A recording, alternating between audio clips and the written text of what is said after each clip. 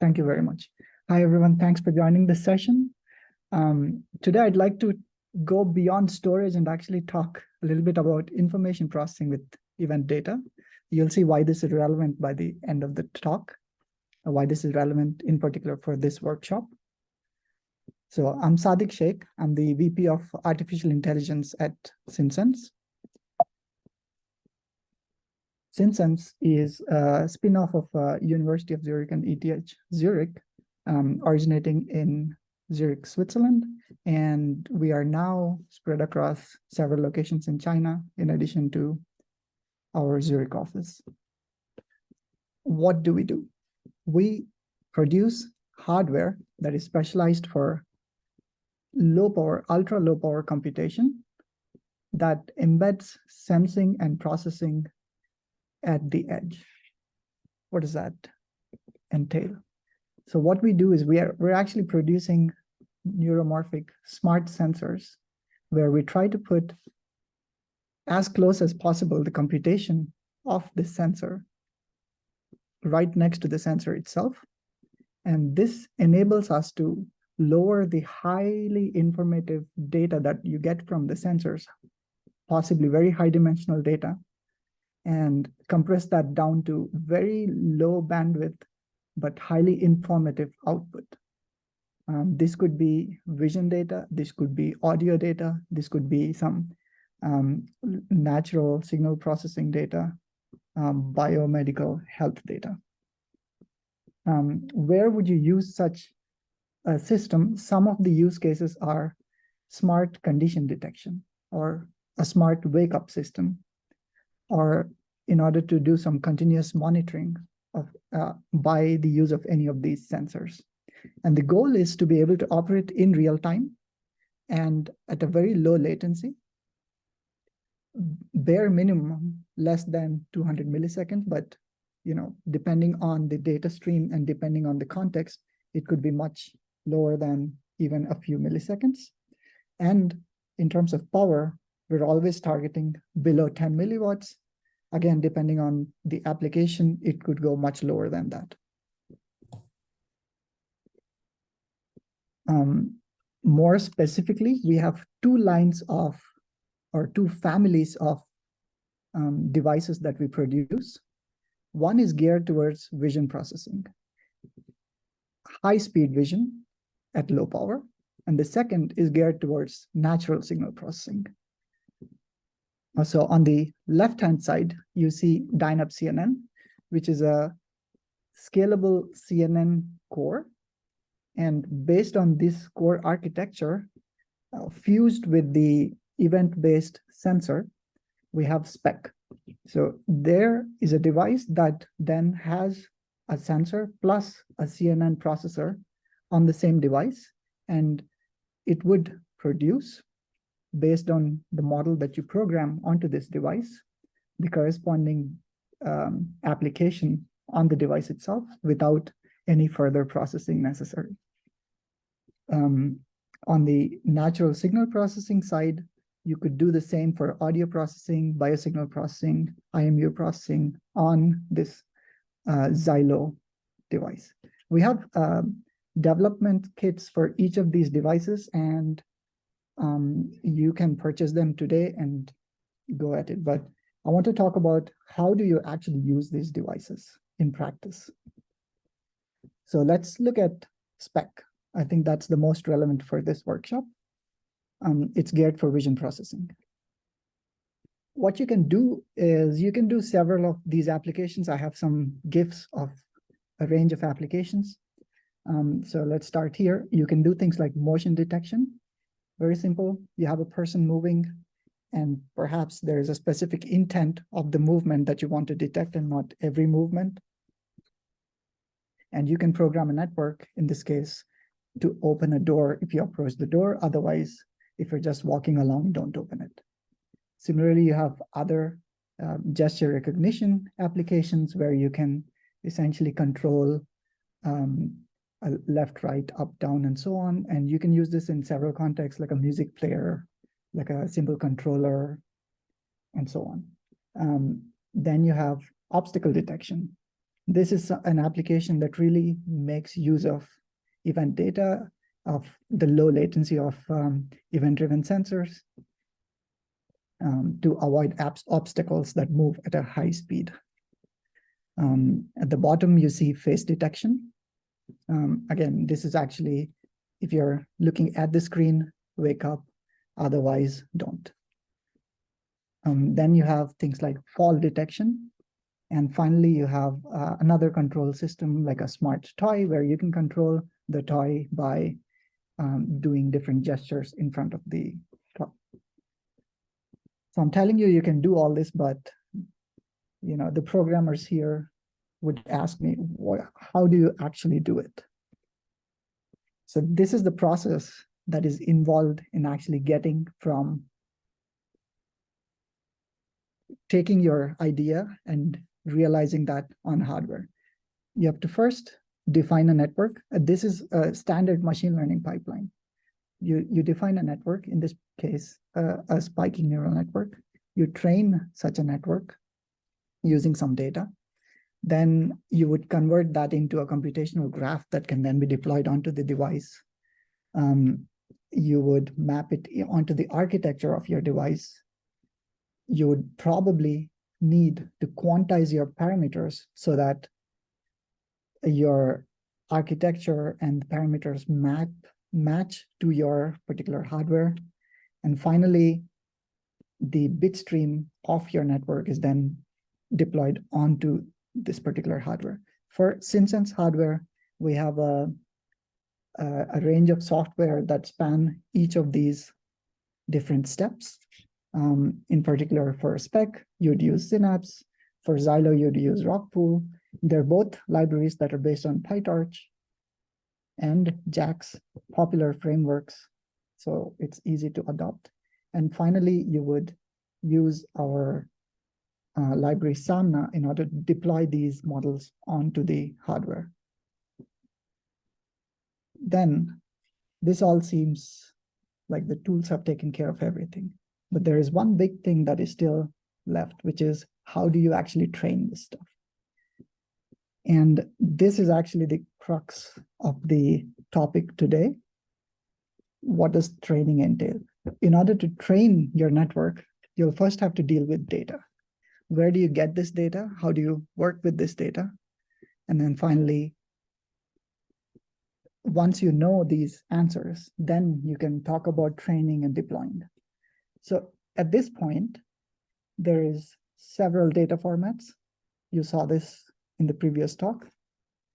There are data formats that are often slow to load into your training pipeline. They're even slower if you want to access them randomly and seek across different points in time. And last thing that is actually very needed for machine learning is labeling your data. And again, these tools are custom tools that either you build yourself or perhaps depending on the particular vendor you're using the sensors from will provide. But there are a plethora of these. There's nothing that is really always suitable for your task. And this is one of the biggest hurdles one faces when approaching this problem.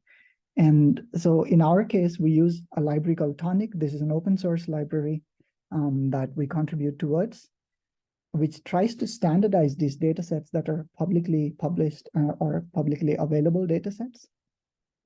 And in the process, what it does is there is inbuilt methods to be able to load these data sets, convert it into approachable formats like NumPy arrays with the corresponding metadata like X, Y, polarity, and so on.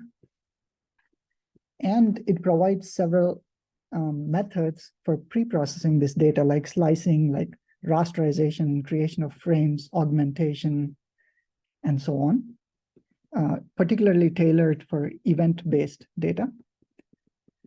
But the issue is oftentimes these methods are very slow. And so Tonic also provides a way to cage some of these augmentations so that you can use them at a rapid pace, which you require when you're doing deep learning, when you're working with GPUs and you want to load your data really fast. In this process, you really need, you need a standard format so that you don't have to wrestle around with these different data formats. That you can rely that once you've encoded or decoded this data from a file, that you know for sure that you are getting what you're actually hoping to get. And oftentimes you do this by visualizing your data. For event data, again, there's a range of visualization tools that only work for one type of data or the other.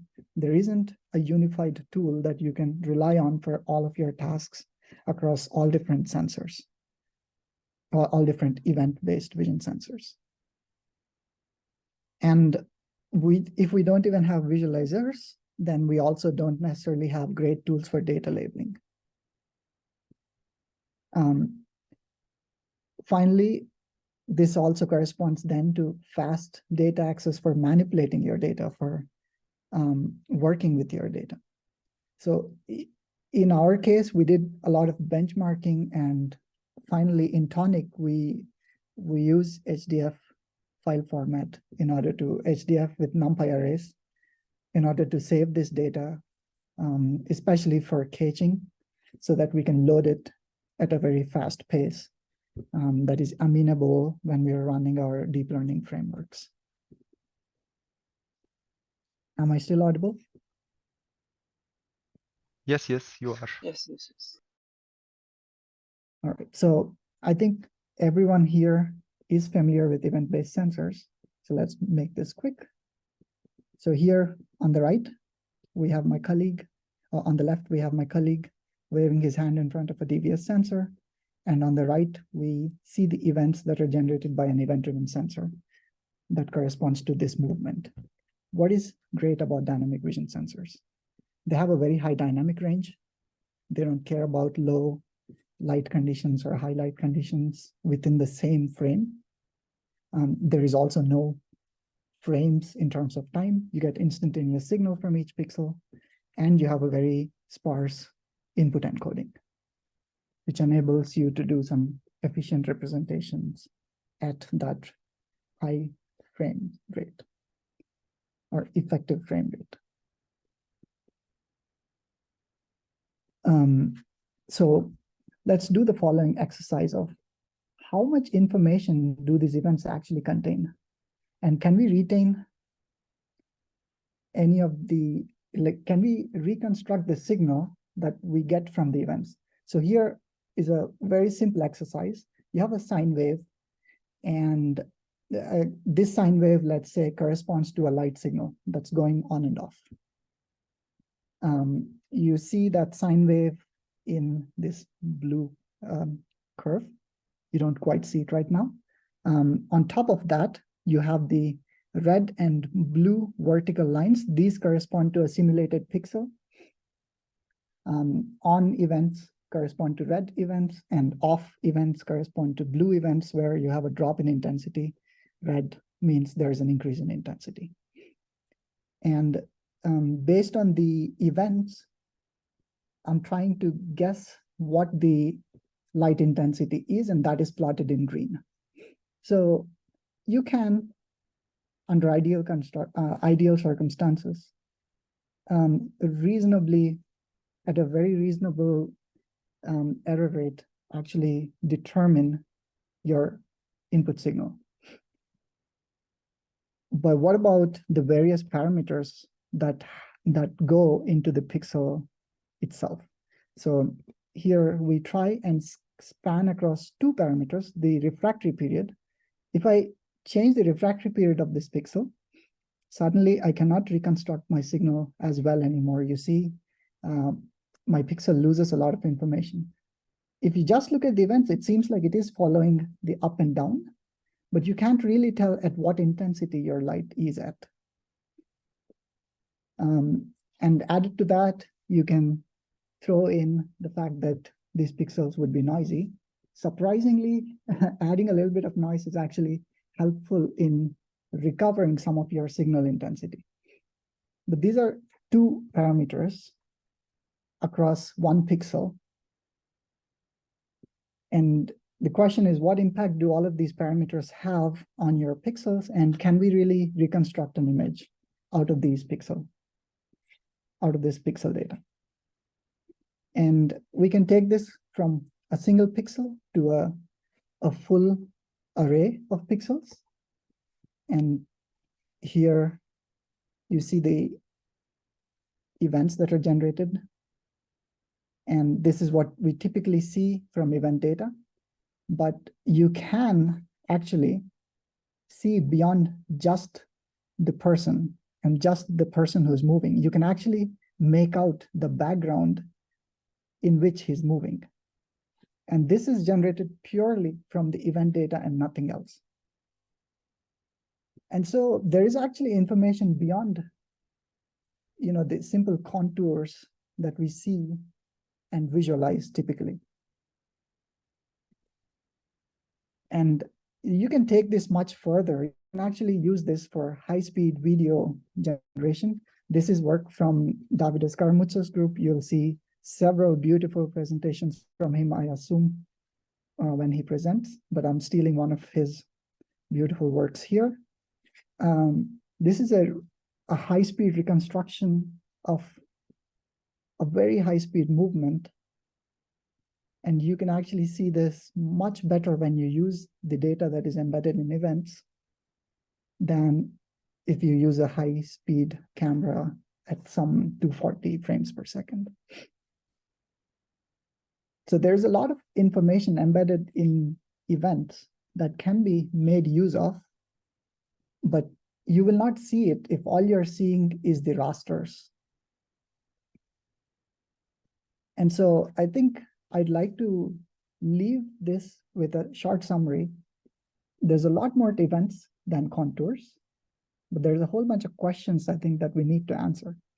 We need tools that help us visualize this data, and not just the contours, but actually in a format that we understand by our eyes to understand how much information do we actually retain in these events. We need methods to quantify such information. And this doesn't mean we just report things in the pixel resolution, but actually we should talk about information that is meaningful. And finally, that'll help us measure the quality of an image, but really this is the quality of events that we are generating. Perhaps this would be bound to the task that you're actually interested in. That's something that we have to think deeper about. But if we are able to have the answers to these questions, that would help us actually answer how can we best compress our data. If we know where we have our information, then we can throw away parts that are not informative and leave parts that are informative. It'll help us compress our data a lot better. It'll help us tune our sensors a lot better. Depending on what you're seeing when you're tuning your sensors, you will throw out a lot, because if we go back to that exercise we were doing about changing the refractory period, the pixel is producing events and it's reacting to changes, but there's also a lot of information that is lost. And if you just look at contours, you will not know about this loss. And finally, if we have answers to these questions, we can also talk about standard methods to evaluate sensors. How good are these sensors? Which sensor is better than the other? What can we do to improve the sensor quality? And I think data standardization is a very great first step that will take us to be able to answer these questions for us. On the topic of standardization, I also wanted to give a quick shout out to this other project I'm involved in. This is called Neuromorphic Intermediate Representation. This is work by a group of people who got together at Telluride, and we're trying to standardize neural networks, in particular for neuromorphic devices. You can go read more about them on the GitHub page and on the documentation of this project. I think this goes very much hand in hand with this effort that we are trying to do with JPEG here. Thank you very much for your time.